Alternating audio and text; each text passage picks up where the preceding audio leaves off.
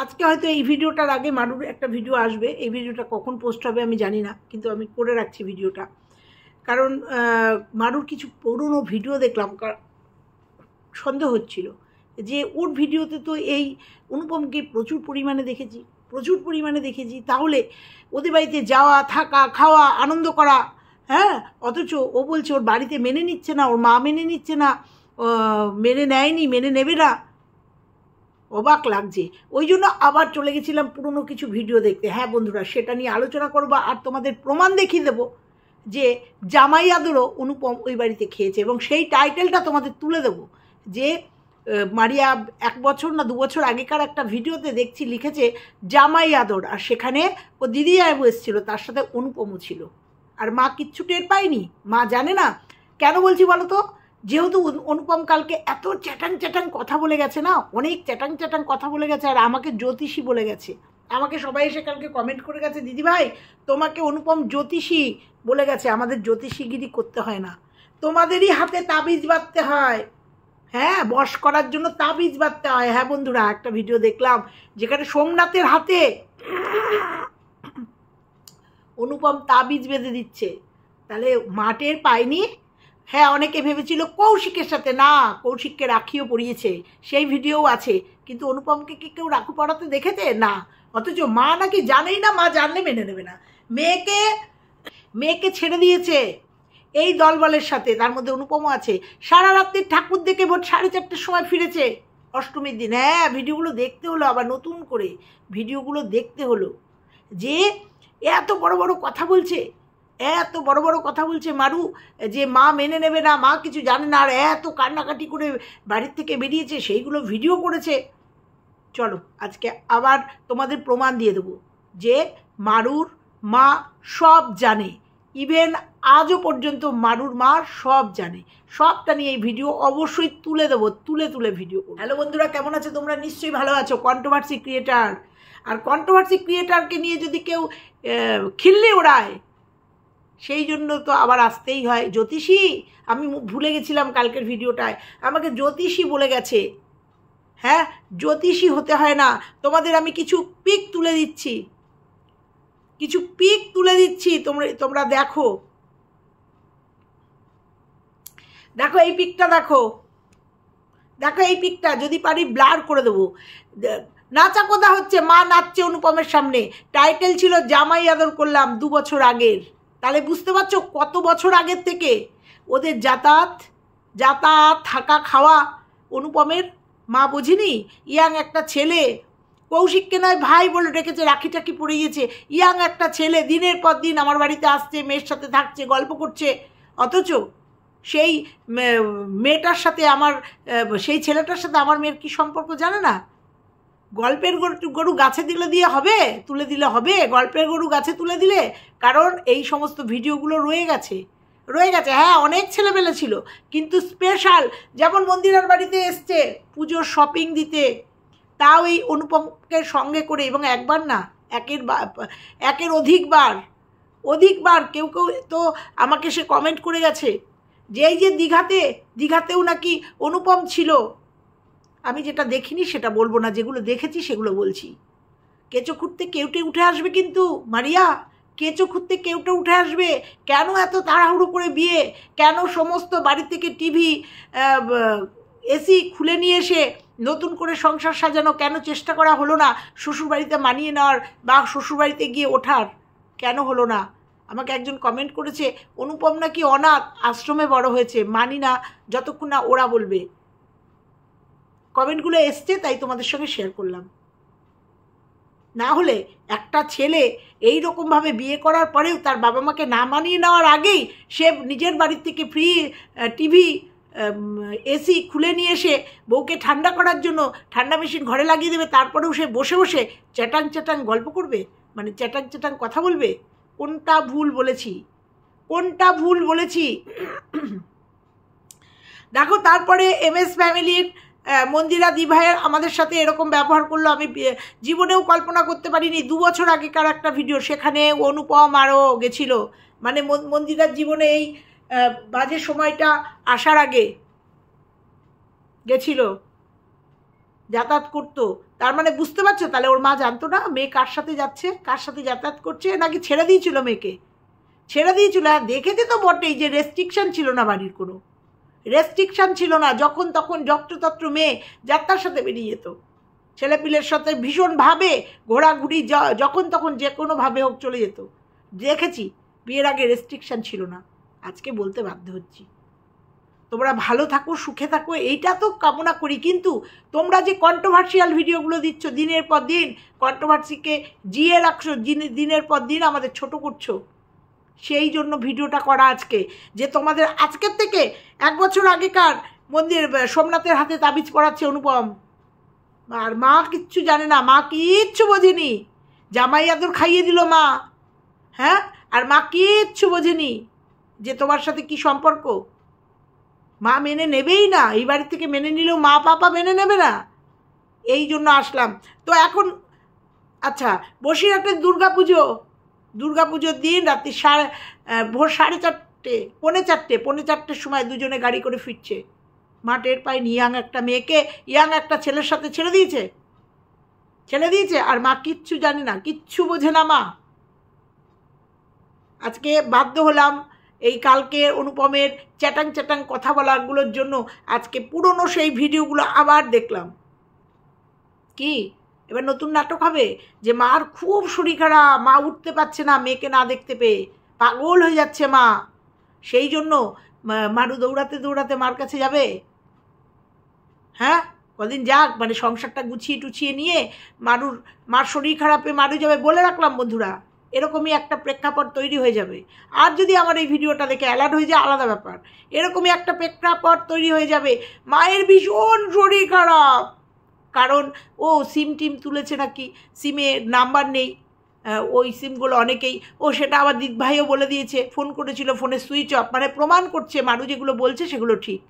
ফোনের switch off করার খুব দরকার ছিল, ব্ল্যাক লিস্ট করে দিলেই তো হতো যাদের ফোন ধরবে না। হ্যাঁ, নতুন সিম নিয়েছে, বলছে আমার বাড়ির সাথে নয় সম্পর্ক নষ্ট হয়েছে, আমি তো আর কারোর সঙ্গে সম্পর্ক নষ্ট করিনি, তাহলে সিম চেঞ্জ করতে হলো কেন?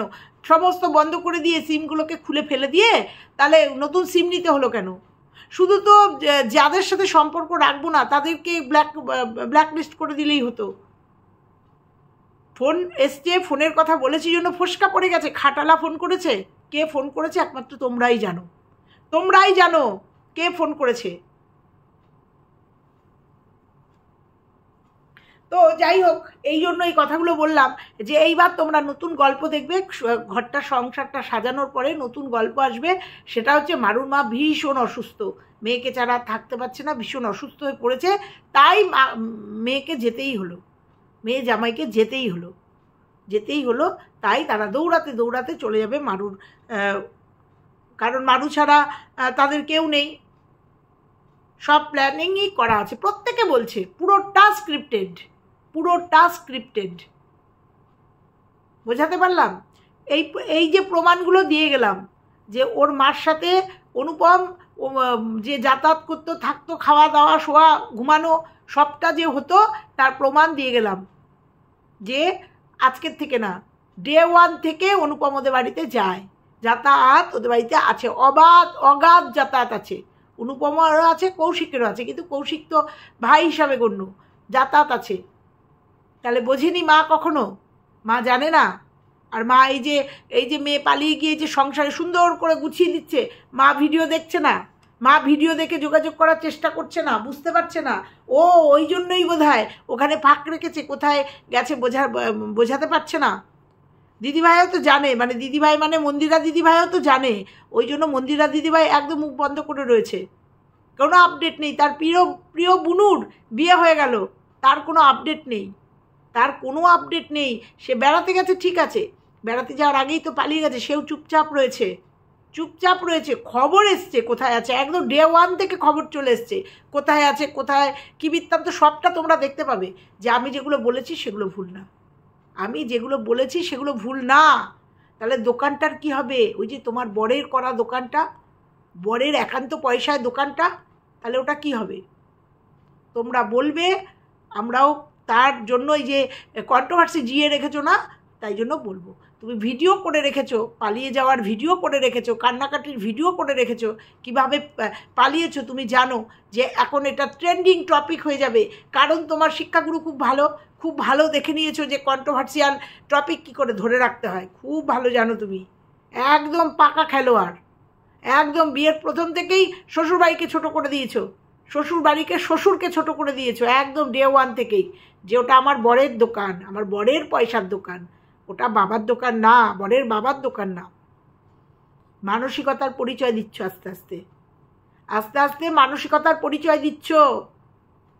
তোমার বাড়ির ওখান থেকে খবর আসছে তোমার মা দিব্যি আছে, হেসে খেলে নেচে কুদে রয়েছে, দিব্যি আছে, কোনো প্রবলেম হয়নি, তার হচ্ছে না তার। হ্যাঁ, সে ফোন করছে না তোমার কাছের মানুষগুলোকে, যেগুলোর সাথে এত ভাব ভালোবাসা, তাদেরকে ফোন করছে না, তাদের কাছে জানছে না মেয়ে আমার কোথায়, আমার মেয়ে কোথায় চলে গেল, জানতে পারছে না। না, সে অনুপমের বাড়ি চেনে না, তোমার মা অনুপমের বাড়ি চেনে না, মেয়েকে এত ভালোবাসে, তো লোকজন নিয়ে, আত্মীয় স্বজন নিয়ে, মানে পরিবারের আত্মীয় স্বজন নিয়ে অনুপমের বাড়িতে যেতে পারছে না, যে আমার মেয়ে কোথায়, আমার মেয়ে কোথায়, চেনে না। না, অনুপমের বাড়ি চেনে না। যখন অনুপমের সঙ্গে ছেড়ে দিয়েছে তোমার মা, তখন খুব ভালো লেগেছে, খুব ভালো লেগেছে। এখন পালিয়ে বিয়ে করেছে, এখন মা বাবা কেউ কিচ্ছু জানে না।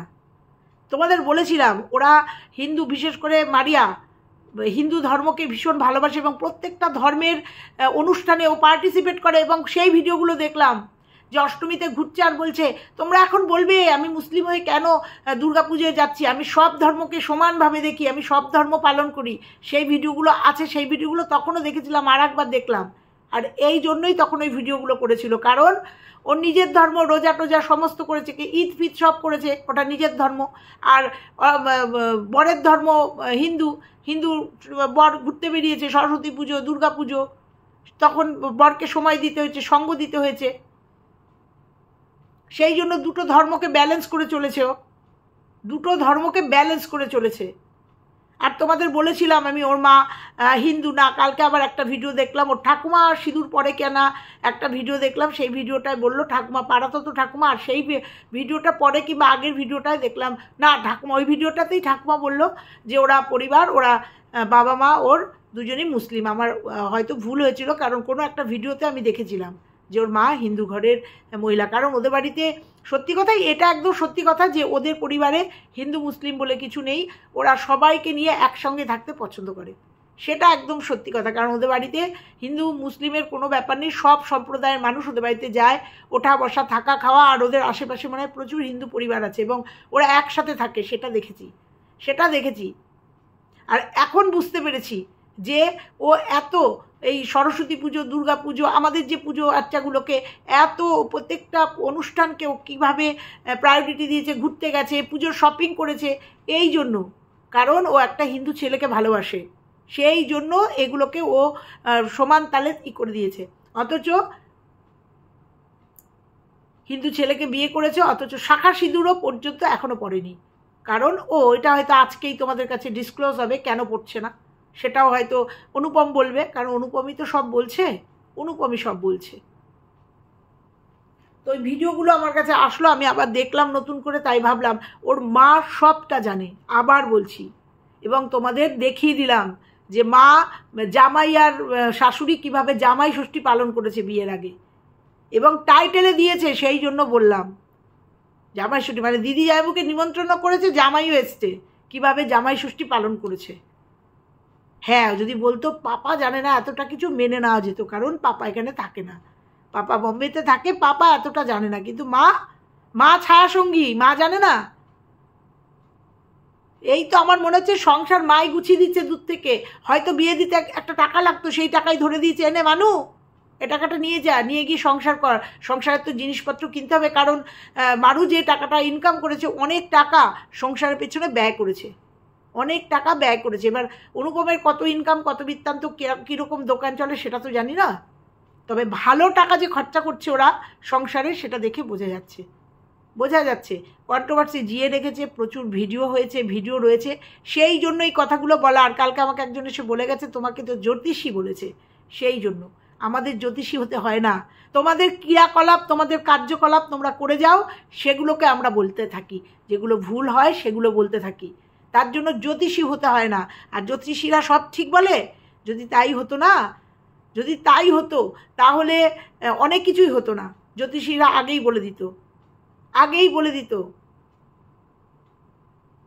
তো যাই হোক বন্ধুরা, আমার এখন মনে হচ্ছে, আমাকে কালকে 2-1জন কমেন্টও করেছে, দিদিভাই দুটো পরিবারই জানে, হয়তো অনুপমের বাড়ির থেকেও জানে, কিন্তু যেহেতু সমাজ আছে হয়তো বলেছে তোদের মেনে নিলাম, যাই করলাম, তোদের যা যা লাগে নিয়ে যা, নিয়ে গিয়ে তোরা তোদের মতো করে সংসার কর।